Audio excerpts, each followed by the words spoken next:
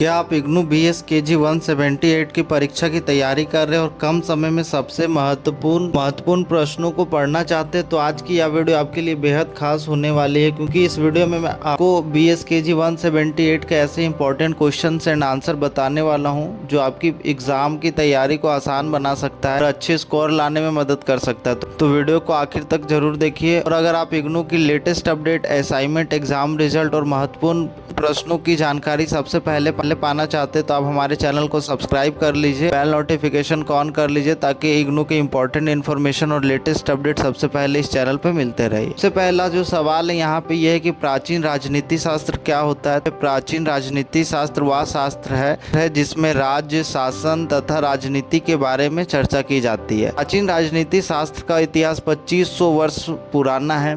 प्राचीन राजनीति शास्त्र का मुख्य ग्रंथ जो है अर्थशास्त्र है, कौटिल्य है, मनुस्मृति और इत्यादि है। उसके बाद जो दूसरा है दंड नीति। दंड नीति क्या होती है? प्राचीन काल में नियम व कानून तोड़ने वाले को जो दंड दिया जाता था उसे ही दंड नीति कहते हैं। इसका उद्देश्य क्या था? तो दंड नीति का मुख्य उद्देश्य था अपराध को रोकना। दंड नीति का मुख्य उद्देश्य था जनता के साथ न्याय करना, समाज की रक्षा करना ही मुख्य उद्देश्यों में से एक था। दूसरा जो है यह है धर्मशास्त्र। प्राचीन भारत में विभिन्न संस्थानों तथा अन्य लोगों के द्वारा नियम बनाए जाते थे, वो लागू करना धर्मशास्त्र का काम था। धर्मशास्त्र के नियम जो सही मार्ग पर चलने में मदद करते थे, जैसे धृति, क्षमा, शौच, दम, सत्य, आक्रोध, घी, इंद्रिय निग्रह, चोरी न करना, सही मार्ग पर चलना, तो ये सब धर्मशास्त्र के नियम थे। उसके बाद है नीति शास्त्र। क्या है? नीति शास्त्र एक प्राचीन शास्त्र है जिसमें आचार और व्यवहार के बारे में चर्चा की गई है। नीति शास्त्र में व्यवहार पर जोर दिया गया है और इसमें बताया गया कि मोक्ष प्राप्ति तथा आचार पर जोर दिया गया है। इसका निष्कर्ष यह है कि इस प्रकार हम कह सकते हैं कि प्राचीन भारतीय राजनीति में दंड नीति, धर्मशास्त्र तथा राजनीति शास्त्र एक महत्वपूर्ण अंग है। ये तीनों जो क्वेश्चन है ये काफ़ी इंपॉर्टेंट है, काफ़ी बार इससे सवाल आते हैं, तो आपको इसको ज़रूर कर लेना है। उसके बाद जो दूसरा है ये है कि राज्य के प्रकार क्या थे? तो प्राचीन काल में राज्य के दो प्रकार थे, एक राजतंत्र और दूसरा गणतंत्र। राजतंत्र क्या होता है? तो राजतंत्र में राज्य का प्रमुख जो होता है वो राजा होता है। राजा को ही लोग सर्वशक्तिमान मानते थे। राजतंत्र में राजा की पूजा की जाती थी। राजतंत्र में राजा का पुत्र ही राजा बनता था, क्योंकि उस टाइम पे राजतंत्र था। राजतंत्र में राजा का सारा नियम कानून चलता था। आज हम लोग अगर बात करें तो आज हम लोग लोकतंत्र में है, यहाँ पे जनता का शासन है। पहले जो था ये राजतंत्र था। उसके बाद गणतंत्र क्या था? गणतंत्र में लोगों द्वारा राजा को चुना जाता था, इसी को गणतंत्र कहते हैं। गणतंत्र में सभी नागरिकों को न्याय और समानता मिलता था। उदाहरण वैशाली का जैसे लिच्छवी गणतंत्र। आप अगर जब भी आंसर्स लिख रहे हो तो उदाहरण भी आप दे सकते हो, और पॉइंट वाइज अगर लिखेंगे तो आप स्कोरिंग के चांसेस बढ़ते हैं। उसके बाद राज्य का स्वरूप क्या था? तो राज्य का स्वरूप निम्नलिखित बातों पर निर्भर करता था कि राजा का सहयोगी सेना, राजा का मंत्री, राजा को चलाने के लिए खजाना, राजा का क्षेत्र कैसा है और वहाँ सभी कुशल मंगल है या नहीं है, राजा के राज में सहयोगी लोग है या नहीं है। इसका निष्कर्ष यह है कि इस प्रकार हम कह सकते हैं कि राज्य के प्राचीन काल में दो प्रकार थे, एक राजतंत्र जिसमें राजा को सर्वशक्तिमान लोग मानते थे, और दूसरा गणतंत्र जिसमें लोगों के द्वारा राजा को चुना जाता था। तो ये चीज़ यहाँ तक समझ में आया। उसके बाद सबसे इम्पोर्टेंट एक और सवाल आता है कि शुक्र नीति क्या है? शुक्र नीति को शुक्र के नाम से जानते हैं। ये महान राजनीतिक चिंतक थे।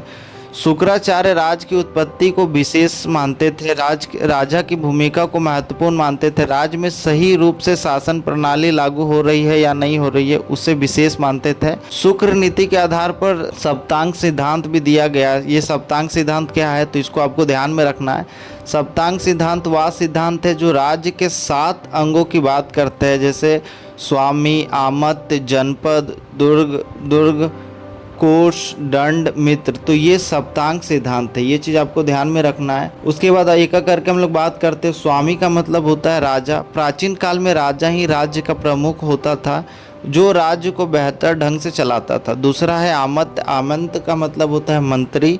शुक्र नीति में कहा गया है कि राज्य का मंत्री राजा को सलाह तथा परामर्श देता था। उसके बाद तीसरा है जनपद। प्राचीन काल में जनपद लोग भी राजा को सलाह देने का कार्य करते थे। दूसरा है दुर्ग मतलब किला। शुक्र नीति में कहा गया है कि अगर राजा का किला बड़ा बड़ा होगा तो उसे कोई नहीं भेद पाएगा। पांचवा है कोष।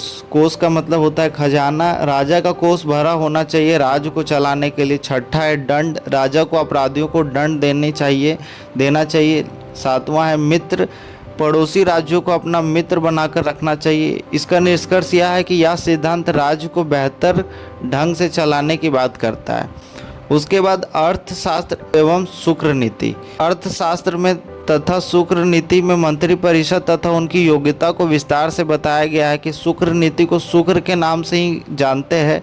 यह एक महान राजनीतिक चिंतक थे। इसमें राजा तथा मंत्री परिषद को महत्वपूर्ण माना गया है। मंत्री परिषद कौटिल्य के अर्थशास्त्र में मंत्री परिषद का उल्लेख मिलता है। मंत्री परिषद का कार्य होता है राजा को सलाह तथा परामर्श देना होता है। मंत्री परिषद के कर्तव्य क्या होते हैं तो राजा को परामर्श देना, राज्य के कार्यों को लागू करना, कानून व्यवस्था को देखना, गुप्त सूचना को बनाए रखना, प्रजा के हितों की रक्षा करना, सामाजिक रक्षा करना, राज्य के हित में बोलना मंत्री परिषद का कर्तव्य होता था। मंत्री परिषद का कर्तव्य होता है कि वह राजा को किसी भी विचार में सलाह दे, परामर्श दे। मंत्री परिषद को राज्य के कार्यों को लागू करना होता था। राज्य में कानून व्यवस्था बनाए रखना होता था। मंत्री परिषद का कार्य होता है कि वह प्रजा के हितों का ख्याल रखे, राज्य की गुप्त सूचनाओं को बनाए रखना, किसी पड़ोसी राज्य के साथ साझा न करना, समाज की रक्षा करना।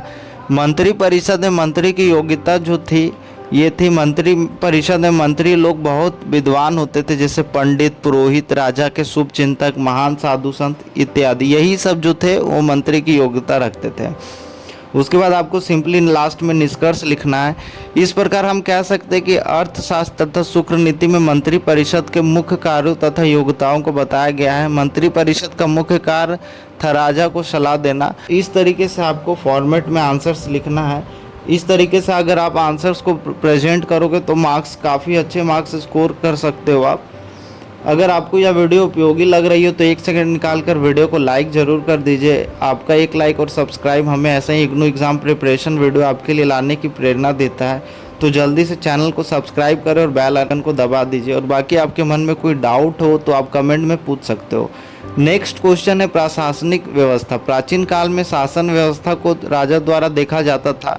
राजा को लोग प्राचीन काल में देव का अंश मानते थे। प्राचीन काल में राजा की लोग पूजा करते थे। प्राचीन काल में वंशानुगत शासन व्यवस्था चलती थी। राजा के बाद उसका पुत्र ही राज्य का राजा होता था। इसी को वंशानुगत बोलते हैं, मतलब हेरिडिटरी बोला जाता है कि राजा का बेटा ही राजा बनेगा। उसके बाद प्राचीन काल में शासन व्यवस्था चोल पांड्य लोगों के वंश से चली आ रही है तथा पल्लव और चालुक्य भी शामिल थे। शासन व्यवस्था को 2 भागों में बांटा गया। एक है स्थानीय शासक व्यवस्था, दूसरा है ग्रामीण शासन व्यवस्था। स्थानीय शासन व्यवस्था। इस स्थानीय शासन व्यवस्था के अंतर्गत गाँव के लोगों के द्वारा तथा 10 गाँव में 1 आदमी तथा 100 गाँव पर 1 आदमी तथा 1000 गाँव पर 1 आदमी को बनाया जाता है। यही राज्य की शासन तथा स्थानीय शासन व्यवस्था को सुदृढ़ बनाता है। उसके बाद ग्रामीण व्यवस्था क्या है तो ग्रामीण व्यवस्था शासन प्रणाली को 2 भागों में बांटा गया है। एक पंचायत, दूसरा पंचकुल। पंचायत, इसमें पंचों द्वारा गांव के लोगों के हितों की रक्षा करते हैं तथा अपना सही फैसला सुनाते हैं। दूसरा है पंचकुल, इसमें भी लोग बैठकर पंचायत करते हैं। निष्कर्ष इस प्रकार हम कह सकते हैं कि शासन व्यवस्था ग्रामीण शासन व्यवस्था पर निर्भर करता है। दूसरा है राजा। राजा, प्राचीन काल में लोग राजा को सर्वशक्तिमान मानते थे तथा उनकी पूजा करते थे। राजा राज्य का प्रमुख होता था। राजा के गुण, राजा को न्यायप्रिय होना चाहिए था ताकि वो सही न्याय कर सके। उसके बाद वो धर्मांतरण होना चाहिए। राजा को धर्म से परे होकर न्याय करना चाहिए। उसके बाद तीसरा जो है कृतज्ञ। राजा कृतज्ञ होना चाहिए। निष्पक्षता के साथ राजा को निष्पक्ष होकर न्याय करना चाहिए। 5वां है साहसी और धैर्यवान। राजा को साहसी होना चाहिए। नेक्स्ट है अनुशासन। राजा को अपनी प्रजा तथा मंत्रियों को अनुशासन में रखना चाहिए। लास्ट है दूरदर्शी। राजा को दूरदर्शी होना चाहिए ताकि वह आगे की सोच रख सके। सब चीज़ों को आपको ध्यान में रखना है। उसके बाद कर्मनिष्ठ के बारे में बताया गया है। राजा को अपने कर्म के प्रति कर्मनिष्ठ होना चाहिए। राजा की देवी उत्पत्ति सिद्धांत। प्राचीन काल में लोग राजा को देवता का अंश मानते थे और उनकी पूजा करते थे। राजा के यह सिद्धांत राजा को दिव्य मानते थे। राजा को दिव्य मानना, राजा की पूजा करना, राजा के कर्तव्य को श्रेष्ठ मानना, राजा की उत्पत्ति को भगवान का अंश मानना। इसका निष्कर्ष ये है कि इस प्रकार हम कह सकते हैं कि प्राचीन काल में लोग राजा को भगवान का अंश मानकर उनकी पूजा करते थे। राजा ही सर्वथा सर्वोपरि था। उसके बाद रामायण एवं महाभारत कालीन पौर जनपद। रामायण एवं महाभारत काल में पौर जनपद राजा के सलाहकार हुआ करते थे। पौर वो लोग होते थे जो राजधानी में रहते थे, वो लोग पौर कहलाते थे, और जनपद वो लोग होते थे जो राज्य तथा गांव में रहते थे, वो जनपद कहलाते थे। उसके बाद रामायण के पौर जनपद कौन थे? तो रामायण में पौर जनपद राजा के सलाहकार के रूप में कार्य करते थे। जब राजा राम राज्याभिषेक कर रहे थे तब पौर तथा जनपद लोग भी राजमहल में उपस्थित थे। महाभारत में पौर जनपद पितामह भीष्म ने राज्य को सुचारू रूप से चलाने के लिए पौर जनपद पदों का विभाजन किया। महाभारत के समय भी पौर लोग राजधानी में रहते थे, जनपद लोग राज तथा गांव में रहते थे। पौर जनपद लोग भी राजा को सलाह देने का कार्य करते थे। पौर जनपद से भी पूछा गया था जब महाभारत में पांडवों को वनवास हुआ, और इसका निष्कर्ष यह है कि इस प्रकार हम कह सकते हैं कि महाभारत तथा रामायण कालीन के समय पौर जनपद राजा को सलाह देने का कार्य करते थे। पौर राज के राजधानी में रहते थे तथा जनपद लोग गाँव में निवास करते थे। धर्म। राजनीतिक शास्त्र में धर्म एक महत्वपूर्ण अवधारणा है जो राज्य और समाजों के बीच संबंधों को समझने में मदद करता है। धर्म के मुख्य तत्व निम्नलिखित है, जैसे कर्तव्य। धर्म का मुख्य उद्देश्य है लोग अपने कर्तव्य के पथ पर चले, नैतिकता में रहे तथा उसके मार्ग पर चले, सामाजिक जिम्मेदारी का निर्वाह करे। धर्म के प्रमुख स्रोत निम्नलिखित है, जैसे वेद, उपनिषद, पुराण, स्मृति, रामायण, महाभारत, गुरु पुराण, आचार। वेद हमारे धर्म के प्रमुख स्रोत है। वेद 4 प्रकार के होते हैं, वेद यजुर्वेद, सामवेद, अथर्ववेद। उसके बाद उपनिषद 2 प्रकार के होते हैं, एक आत्मा, दूसरा परमात्मा। उसके बाद रामायण, यह हमारे धर्म में सबसे पवित्र ग्रंथ है। इसमें अयोध्या कांड, सुंदर कांड इत्यादि शामिल है। उसके बाद महाभारत, इस ग्रंथ में पांडवों तथा उनके वनवास और गीता के पाठ्य के बारे में बताया गया है। उसके बाद राजधर्म क्या होता है? तो राजधर्म एक प्राचीन भारतीय राजनीतिक सिद्धांत है जो राजा के कर्तव्यों तथा जिम्मेदारियों को परिभाषित करता है। महाभारत एवं मनुस्मृति में राजधर्म को बताया गया है कि राजा को प्रजा के साथ कैसा व्यवहार करना चाहिए, जो निम्नलिखित है, जैसे न्यायप्रिय। महाभारत एवं मनुस्मृति में कहा गया है कि राजा को सभी के साथ न्यायपूर्वक व्यवहार करना चाहिए। उसके बाद धर्मनता। महाभारत एवं मनुस्मृति में कहा गया कि राजा को सभी के साथ धर्मप्रायणता का व्यवहार करना चाहिए। शक्ति और प्रजा। महाभारत और मनुस्मृति में कहा गया कि राज्य को शक्तिवान तथा प्रजा के साथ सुमेलित होना चाहिए, साहसी और धैर्यवान होना चाहिए। महाभारत रामायण में कहा गया कि राजा कैसा होना चाहिए? राजा एक साहसी और धैर्यवान होना चाहिए। राजा निष्पक्षता से निष्पक्ष होकर अपना फैसला सुनाए, ऐसा राजा होना चाहिए। राजा को अनुशासित ढंग से प्रजा तथा मंत्रियों को रखना चाहिए। राजा को कृतज्ञ होना चाहिए। राजा को दूरदर्शी होना चाहिए। उसके बाद दंड के क्या महत्व थे? तो प्राचीन काल में लोगों को नियम व कानून तोड़ने पर दंड दिया जाता था। उदाहरण, एक आदमी वह रोज लोगों की हत्या करता था। अगर राजा उसको फांसी का सजा नहीं सुनाते तो वह प्रतिदिन लोगों को मारता रहता। तो दंड का महत्व क्या हुआ? दंड इसीलिए दिया जाता है ताकि अपराध को रोका जा सके। दंड का मुख्य उद्देश्य था प्राचीन काल में हो रहे अपराध को रोकना। अगर अपराध को नहीं रोका गया तो समाज में पूरा अपराध बढ़ जाएगा। उसके बाद न्याय करना। दंड का मुख्य उद्देश्य जनता के साथ न्याय करना है।